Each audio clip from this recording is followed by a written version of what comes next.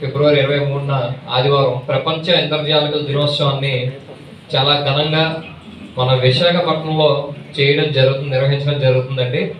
అయితే ప్రతి ఏడాది ఈ కార్యక్రమం చేస్తాం. మరి ఈ ఏడాదికి ఎన్నో ప్రత్యేకతలు ఉన్నాయి. ఇండియాలోనే ఒక బిగ్గెస్ట్ అత్యున్నత మ్యాజిక్ అవార్డ్స్ నైట్ అనే కార్యక్రమాన్ని నిర్వహించడం జరుగుతుంది విశాఖపట్నం వేదికగా. మరి ఈ కార్యక్రమానికి సంబంధించిన అసలు ఈ కార్యక్రమంలో ఏం జరగబోతుంది, ఎలా చేయబోతున్నాం, ఎవరెవరు వస్తున్నారు, ఈ కార్యక్రమం పూర్తి వివరాలను తెలియజేస్తాం ఈ ప్రెస్ మీట్ ద్వారా. మరి విష్ గారు, మరి మీ అందరికీ పరిచయస్తులు బాల వికాస్ ఫౌండేషన్ వ్యవస్థాపక నిర్వాహకులు నరవ ప్రకాష్ రావు మాస్టర్ గారిని, స్టీల్ ప్లాంట్ కి సంబంధించిన సీనియర్ మెజిషియన్ విజయ్ కుమార్ గారు కూడా వచ్చి ఉన్నారు.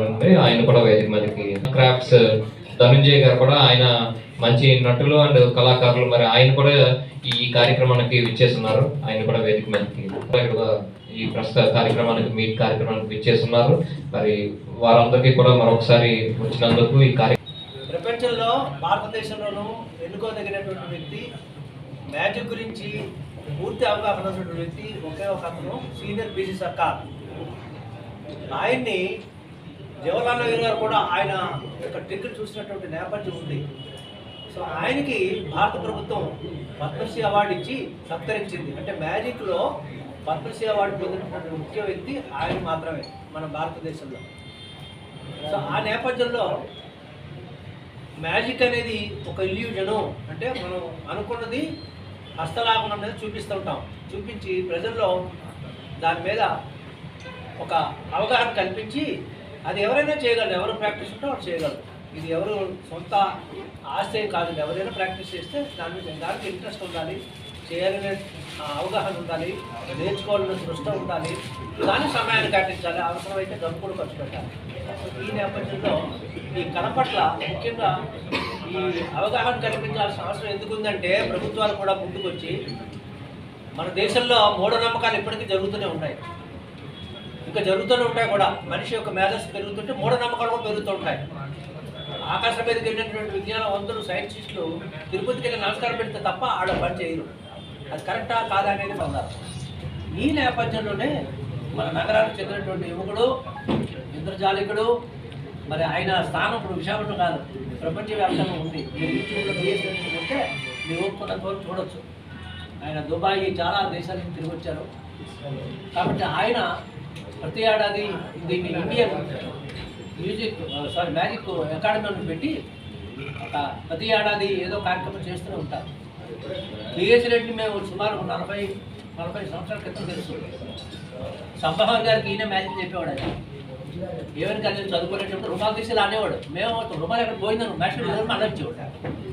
సో అట్లాగా అంత అప్పటి నుంచి సుమారు 30 సంవత్సరాలు అవుతుంది. దీని మీద మరి ఆయన ఆర్ట్స్కి వెళ్ళారో లేదో సుమారు 10 నుంచి 20 లక్షల రూపాయలు వెంటనే కనపడుతుంటారు. అంతా దానికోసం త్యాగం చేసి, ఆయన పర్సనల్ కూడా త్యాగం చేసి నేర్చుకొని విశాఖపట్నాన్ని ప్రపంచ పటంలో మ్యాజిక్ దృక్పథంలో చూపిస్తారు.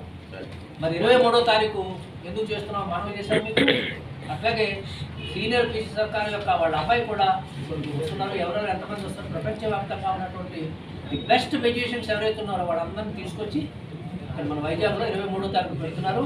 అది నవ్వుతో నా భవిష్యత్తులా ఉంటుంది. ఎందుకంటే ఈ ఫ్యాబ్లెట్ అది చూస్తాను కనిపిస్తుంది. పీసీ సర్కార్ ఎవరైతే జూనియర్ అని చెప్పేసి, ఇప్పుడు యాక్చువల్ జూనియర్ అంటారు కానీ ఈయన వయసే 78 సంవత్సరాలు అండి. తాజ్మహల్ మాయం చేసింది, తర్వాత ట్రైన్ వ్యానిష్ చేసింది, అవన్నీ కూడా ఈయన తండ్రి గారు 70s జపాన్లో మ్యాజిక్ చేస్తూ చనిపోయినారు.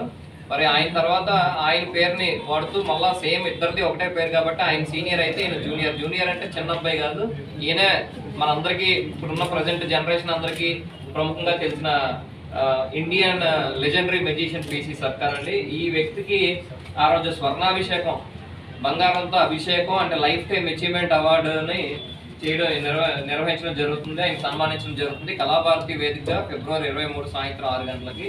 అలానే ఈయనతో పాటు దేశంలో ఉన్న ప్రముఖ మెజిషియన్లు, ఒక్కొక్క రాష్ట్రానికి ఒకరు, సామ్రాజ్ అని చెప్పేసి కేరళ అండి. ఈయన one of the best Indian horror magician, ఈయన కేరళ నుంచి వస్తున్నారు.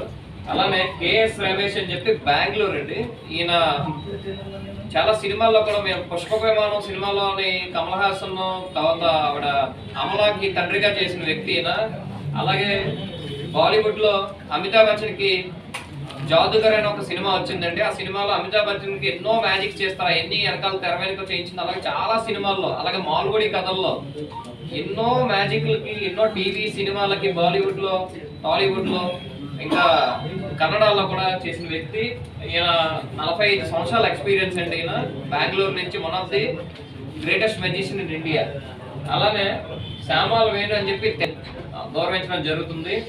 అలానే గుగాంపు అని చెప్పి కువైట్ అండి. ఈయన మన తెలుగు ప్రవాస భారతీయుడు.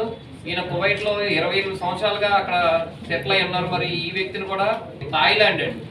ఈయన ఒక international magic organiser, magic promote చేస్తుంటాడు ప్రపంచవ్యాప్తంగా. మ్యాజిక్ అనేది ఇండియాలో బాగా ప్రాచుర్యం పొందింది, అందరూ ఇంట్రెస్ట్ చూపిస్తున్నారు. మరి మెంటలిజం మ్యాజిక్ అంటే మైండ్ రీడింగ్ అనమాట. మరి దానికి సంబంధించిన మైండ్ రీడింగ్ యాక్ట్ లో మంచి నిష్ణాతులుగా పేరు తెచ్చుకున్న భూపేష్ దవే అనే మహారాష్ట్ర మెజిషియన్, ఆయన కూడా ఈ కామెడీ మ్యాజిక్ అండి.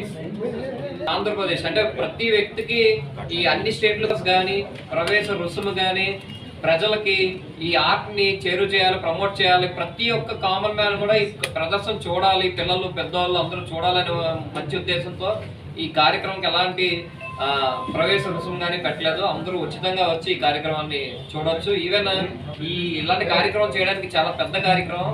మేము ప్రైవేట్ కానీ ప్రభుత్వం కానీ ఎలాంటి ఎవరి దగ్గర నుంచి కూడా ఎలాంటి డబ్బులు స్పాన్సర్షిప్లు తీసుకోకుండా మేము మెజిషియన్ సొంత మా ప్రోగ్రామ్స్ చేస్తే వచ్చే డబ్బులతో మేము ఈ కార్యక్రమం నిర్వహించడం జరుగుతుందండి. కేవలం